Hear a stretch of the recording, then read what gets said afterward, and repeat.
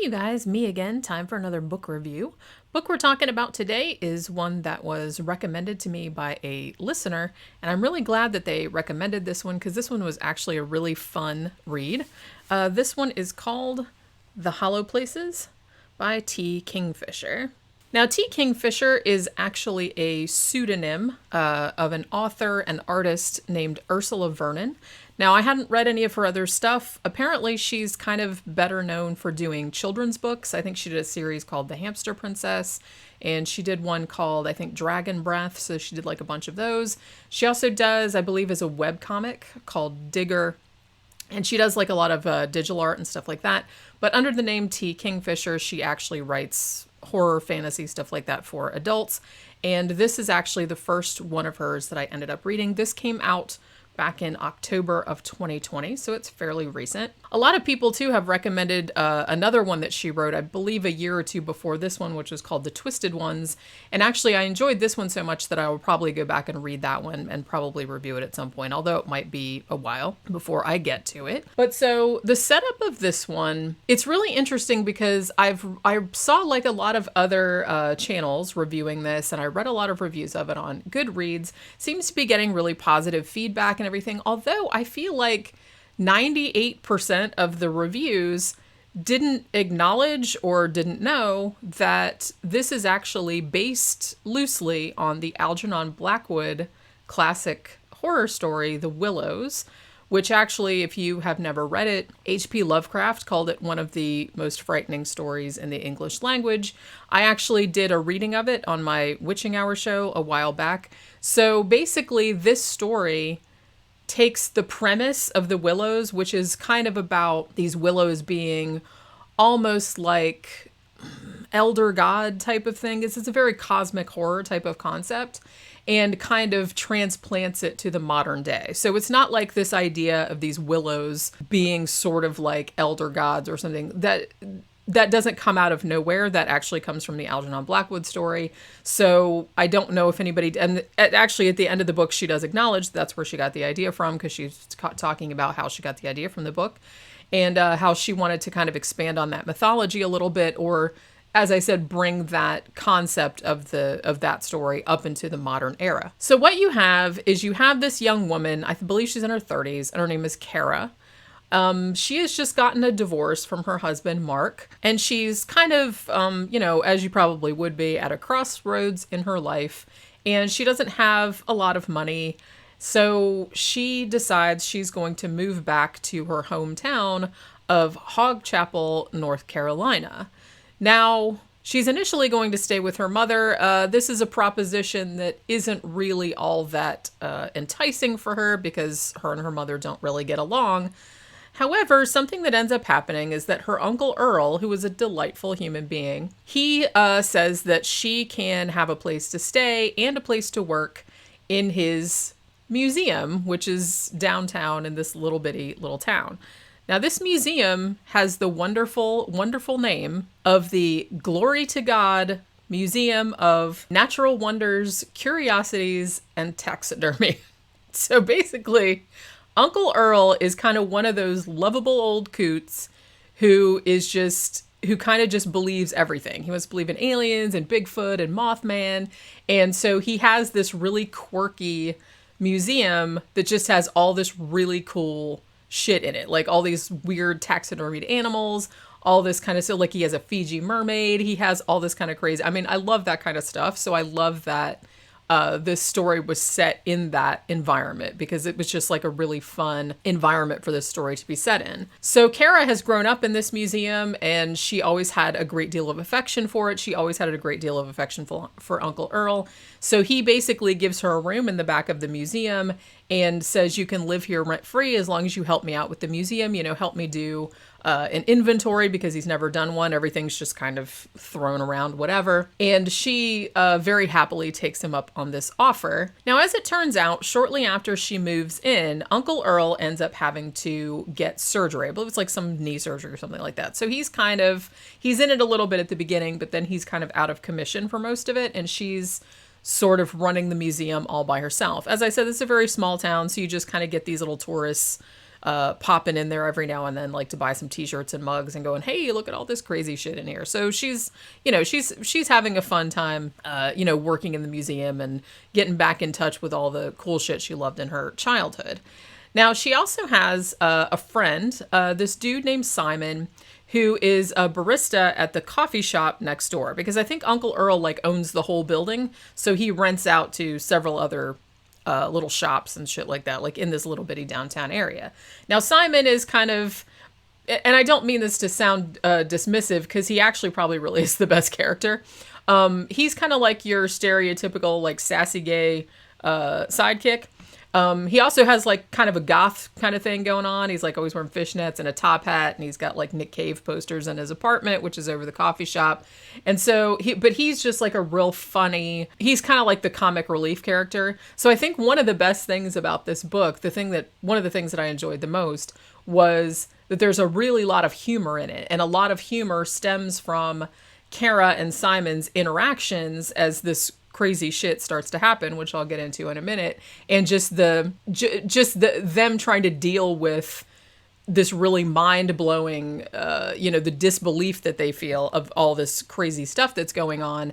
And it's almost kind of like they're using humor as a defense mechanism because they just can't believe how nuts all this shit that it is that's happening. So what ends up happening is that one day, Ciarra is upstairs and she notices what she thinks at first is that some tourist has knocked their elbow into the drywall or something like that and has knocked a hole in the wall of the museum. So obviously she's a little bit annoyed about this. She gets Simon to help her out in, kind of closing up the hole or whatever. But then as they're looking into the hole, they notice something very interesting, because rather than being the normal shit that you would see behind the wall of a museum, they see this really big, long concrete hallway, which seems like it shouldn't really be there considering how the building is configured. They're like, that really shouldn't be there. So how curious. So they decide that they're going to check it out and see what the hell's going on back there. I mean, it's like some kind of, I think initially she thinks, oh, it's extra room for the museum. And maybe, Uncle Earl didn't even know this was back here and we need more space anyway. So maybe we can knock this wall out if there's all this room back here that's not being utilized. So they eventually end up kind of smacking down this hole in the wall. And there's this like really weird, like concrete hall back there. Now, one of the first weird things that they notice is that on the outside of the wall, I'm not sure if I'm going to be able to describe this adequately, but like on the outside of the wall, you have like the drywall that they, were kind of taking off like to make the hole bigger. But then on the other side of it was concrete. So it's kind of like concrete, but drywall. And she's like, well, wait a minute, that can't happen. It's kind of like, so it's actually this really strange, like transmogrification of materials, I guess you would call it. So that's kind of the first inkling that they have that something is not right with this space behind this hole in the wall. So basically her and Simon crawl through there and they're starting to go up and down and, trying to figure out what's going on back here. And as they go farther and farther down the hall, they're just like, okay, well, this can't happen because from the outside geography of this building, we should be outside or like over the street. You know what I mean? Because it's taking up too much room. So at this point, that this is like some Narnia shit going on. Okay. This is some interdimensional kind of what's this that's going on behind this wall. So basically they find this door and they finally get this door open and they find basically a dead body in there. It's a skeleton. And they can't figure out how long it's been there. It looks like it's been there a very long time. They can't figure out what this dude was doing here, where he came from, or anything like that. So the mystery is deeper and deeper. Now, as I said, from this point forward, as I say in almost all my reviews, probably there'll be some spoilers. So if you don't really want to know anything more about the story, then obviously turn off now, go read the book, and then come back, because I probably am going to be spoiling some aspects of it that you may not want spoiled for you. So this is your final warning. Please go read it and then come back if you want to continue the discussion. Thank you. So after they find this body, they kind of start freaking out. And then there's this big debate over, like, well, should we call the cops? And then they're like, well, maybe we shouldn't because the body's been there a really long time. And at this point, they've pretty much figured out that this is some kind of weird extra dimensional rift or something, because there are all these kind of impossible things about the architecture of this place as, you know, compared to the outside of the building. It's like, you know, it's impossible and it shouldn't be there. So they're basically like, well, we can't have cops swarming in here. You know, Uncle Earl is still having surgery. It's like, what if they come in here and tear everything up? What if they close it? He'll be heartbroken. You know, this place is his life and everything like that. So they decide they're not going to call the cops, but they are curious enough that they're going to keep exploring this very strange thing that's happening. So as I said, at one end of the hall, there's a room that has a dead body in it. And at the other end of the hall, there's this other like big metal door that they can't get open at first, but they actually kind of get all their gear together and they do end up opening the door. And much to their astonishment, they find that behind this door, what they're in, the concrete thing, is essentially, they end up calling it like a bunker. It looks like somebody built it as some kind of safety mechanism, or you know what I mean, something like that. So, but they get this door open and they end up like they're outside. And it's just, if you've read the Algernon Blackwood story, The Willows, it's kind of like what was described in that story, but a little bit more of kind of a fantasy type of situation where it looks as though each of these, there are all these little, there's like a body of water, like some kind of lake or swamp or something like that. And then there are all these little like humps of land that are coming out of the water. And it appears that in each of these humps of land, there is a similar, like a bunker. It's something that's like built into, you know, each one of these little hills. And there are willows everywhere. It's very foggy. And there are some, it seems like they hear some birds and stuff like that every now and then, but there's not really, they don't see like a lot of animals or anyone else. And so they're sitting there thinking, well, this is definitely some kind of, they figure out it's some kind of interdimensional like way station or something like that. And as their exploring goes on, they determine that some other people have been through there and that these other people are from a very similar world to ours, but just a little bit different. You know what I mean? So it's like they'll have, like they find this one bunker, this other one that they go to, and a lot of the stuff there seems like human stuff, like from our world. You know, they find like a porn magazine and they find a Bible and stuff like that, but there's just little things in it that are different, so you can tell it's from like a slightly different universe. So this is basically like a way station where all of these alternate universes sort of spill into. Now, at first, as you would, they find this pretty fascinating. But then the more they explore, the creepier and creepier the shit gets. I don't want to spoil too much of the imagery because there is, I won't say this is a super scary book, but it does have a lot of very unsettling imagery in it. You know, I will say, you know, they find a school bus that has some pretty creepy shit in there. They find this one guy who's down in one of the bunkers, kind of in the water, and he's kind of stroking something that's under the water. And at first they think that it's his hair, like he has this really long hair, but it turns out that that's not what it is. So there's a lot of really, really creepy imagery like that. Even though, like I said, I wouldn't really call this a really, really scary book just because so much of it is funny and humorous, because these two people, like Ciarra and Simon, are just, they can't believe the shit. You know what I mean? It's so, they're so overwhelmed with how strange this shit is that they're just constantly quipping back and forth, like trying to make themselves be less afraid. So they're always trying to be funny. So, you know, I'm not sure how you feel about that. Maybe you think that makes it scary, or maybe you think it makes it less scary. I'm not really sure. I did like a lot of the humor in it, but I can see how some people might be like, oh, well, the humor kind of undercuts the horror, so it makes it less scary because they just can't believe what's going on, so they just keep making jokes about it.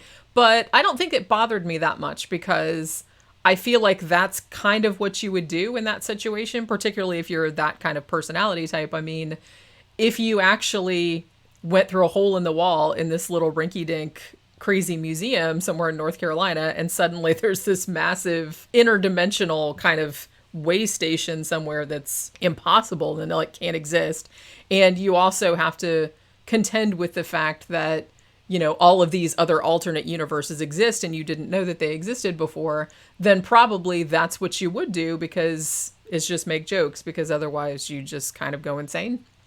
So problem arises when they kind of come across all this really scary shit, and then they kind of get lost in there because they can't really, because everything kind of looks the same. And even though they marked where their particular bunker was, when they emerge back into the thing, you know, fog is lifted, you know, sometimes it's implied that maybe the trees move around by themselves, just kind of like in the Algernon Blackwood story, where there was a constant implication that the trees were alive and were moving around, or like were coming closer, but you couldn't actually catch them moving. So there's that implication as well. So even though they marked the spot where their bunker was, the environment is kind of constantly changing, so they aren't really sure. So it takes them like a day or two before they can find their way back to their bunker and find their way back to the shop. Now, interestingly, about halfway through the book, they actually do find their way back to the store and are trying to figure out what they're going to do about it. Because basically, like, well, that was a horrifying experience, like all the shit that happened to them over there. Let's not do that again, which is, again, what you would do. So they kind of try to just sort of patch up the hole, and it's like, okay, well, eventually we'll bring in some concrete and we'll just fill this all in, because we don't want somebody wandering in there by mistake, or, you know, whatever, something bad happening to Uncle Earl when he comes back from his surgery. So they're like, but for now, we'll just put up some sheet metal or something just to keep people from looking at it, or keep people from wandering in there.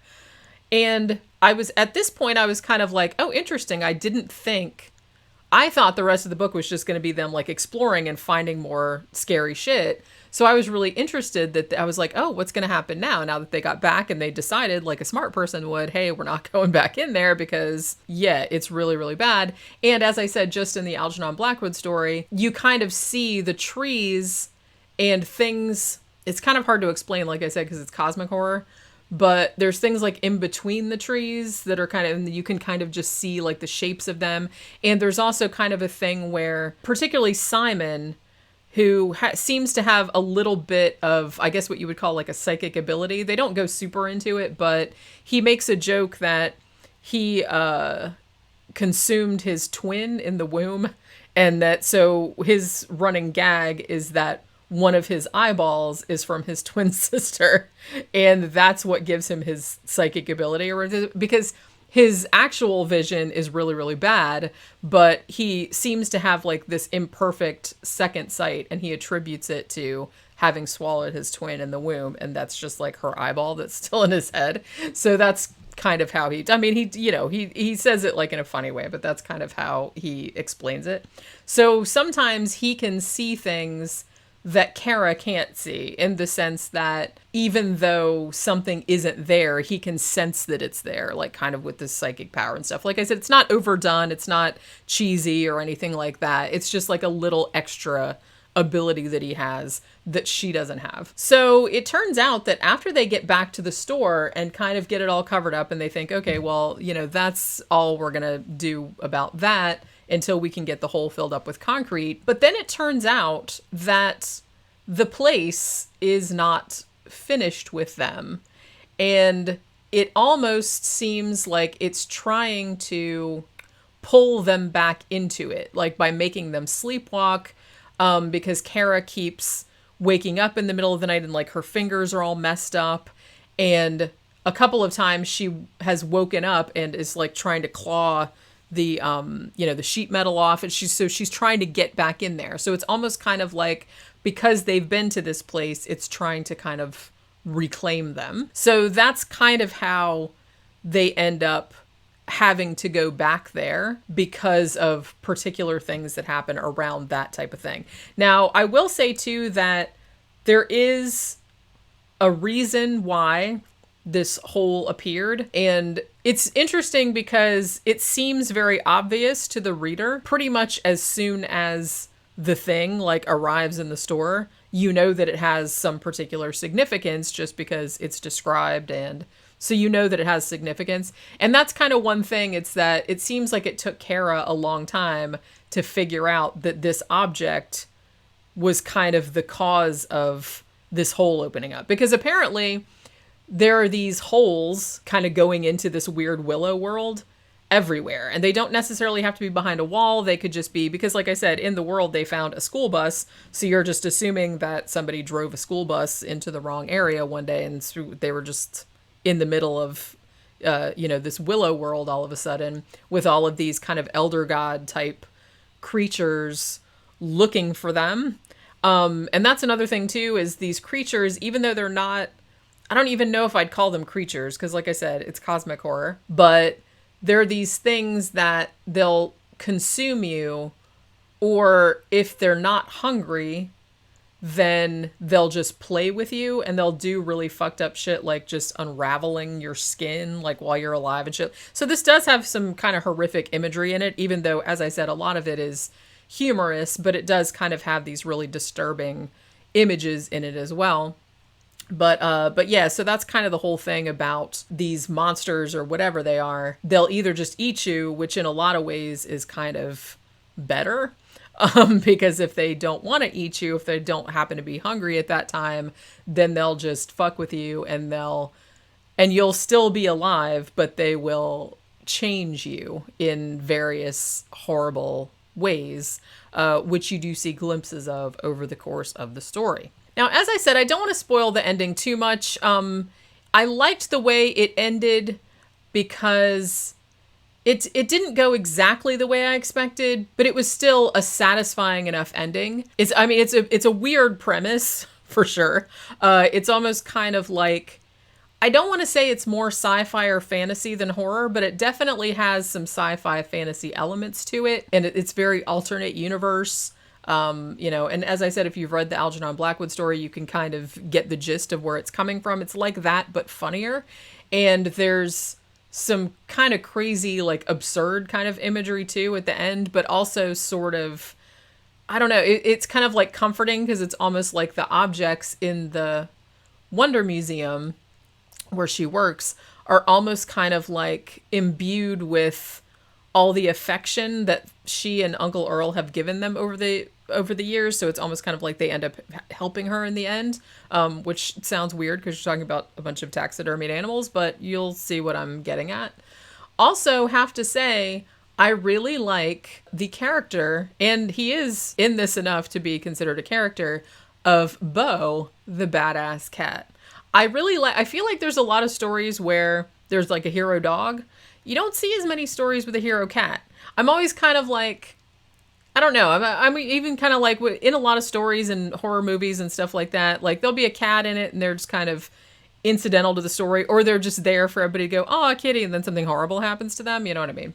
So I like that in this story, Bo, the cat, was actually quite a large character and actually contributed a lot to the climax and help Ciarra, at the end when everything was starting to go batshit crazy. So I really, really like that. And I like that she thought about the cat a lot, because it's not a kind of thing where it's like, oh, all this bad shit's happening in the store, I got to get the fuck out of here. She was kind of like, I got to get Bo and get out of here, because I'm like, that's what most real people that had a cat would do. They'd be like, they're not just going to run out without the kitty. I mean, you know what I mean? You guys know me, I'm a cat person. So I like that the cat was that much of a character, and also that the cat contributed so much to the climax and contributed to all the stuff that was going on, like helped fight some of the monsters and stuff like that. So I thought that was really, really awesome. And I was afraid that something bad would happen to the cat, but it didn't. So, so that's good. So this is good because a couple of the last books I did, the last 2 books I did, I think, had something terrible happen to dogs. So I was kind of afraid that this was going in the same direction. I'm not saying that you shouldn't put that in your stories. I'm just saying that I get real upset, like when there's animal cruelty. So when the cat first appeared, I was kind of like, oh man, I hope nothing bad happens to this kitty because he sounds really awesome. So I really liked that the cat was actually kind of a hero in his own regard and a character in his own regard. So I thought that was pretty cool. Now, if I had any criticism about this book, I don't really have a lot of criticism about this book. Like I said, it's not real scary. Some people found it scary, which, that's up to them, I guess. I didn't find it scary, but I did find it really, really entertaining. And I thought that a lot of the imagery was really creepy and really well described. As I said, I really, really like that story, The Willows. So I really thought it was an intriguing premise to take that idea, take that story and expand upon it and bring it into the modern era, which I thought was a really good idea. I do kind of wish, one thing that I do wish is that I wish that they had gone and explored some of the other alternate universe. I mean, realistically, if this really happened to you, I mean, I hope it doesn't. But if this really did happen to you, if you found this fucking alternate universe behind a wall or something, and there was all these bunkers that you figured out went to alternate universes, some of which might be super different to ours, some of them seemed real similar, but just a little bit different, like little details and things. Probably it would be a dumb idea to go exploring other alternate universes because you wouldn't know if you'd be able to get back or, you know, things like that. But I do kind of wish that since that premise was introduced, it would have been cool if we'd been able to see a little bit more of some of the other alternate universes, even though you do get implications about them because, as I said, they do find evidence of some kind of military exploration unit that was in one of the other bunkers, and they kind of go through all their stuff. So they know, you know, that these people are from a very similar universe to ours. So there is kind of that implication, but I do kind of wish there had been but the thing about it though, is that it seems like this book could easily lead to a whole series, really. And I mean, I'm not saying that it seems unfinished or anything like that. I'm just saying, I mean, it stands alone very well also. You know, just it's very good standalone story. But if you wanted to expand it out into a whole series of books, then you could totally do that. And there would be a really lot of stuff still left to explore. Although I would say that since I liked the characters of Ciarra and Simon and Bo the cat so much, and Uncle Earl, actually. Uncle Earl was also a kick-ass character, and it would be cool if you could see more of him too, because he was kind of only in the beginning and the end, because he was having surgery all through the middle, so he wasn't even in the store when all this crazy shit was going on. But, you know, it'd be actually kind of cool to see them exploring more of this kind of stuff. Even though I think at this point you probably can't because, you know, holes close up and all this other stuff. But so as I said, it's still a standalone story, but it would be cool to see these same characters return and, you know, kind of expand out on the universe and maybe like explore some of these different bunkers and who the hell lives in there and what the hell's going on over there. And it would just be really cool. But, you know, as I said, this is a really, really fun, entertaining book. T Kingfisher has written a whole bunch of stuff, as I said, for adults. I've seen one called The Twisted Ones, which a lot of people have recommended. So I'll probably get around to reading that one as well at some point. And as I said, she's kind of known as a children's book author and illustrator too.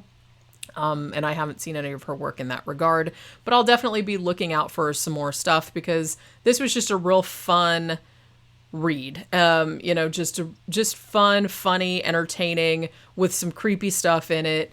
And, you know, referencing a really good 1911, I believe the original Algernon Blackwood story was from 1911, if I'm remembering correctly, you know, referencing a story from back then that I really, really like. So I think that was a really great concept to take that story and modernize it and kind of expand out the lore and stuff like that. So that'll do it for this episode of Tomes of Terror, and I will see you on the next one. Bye.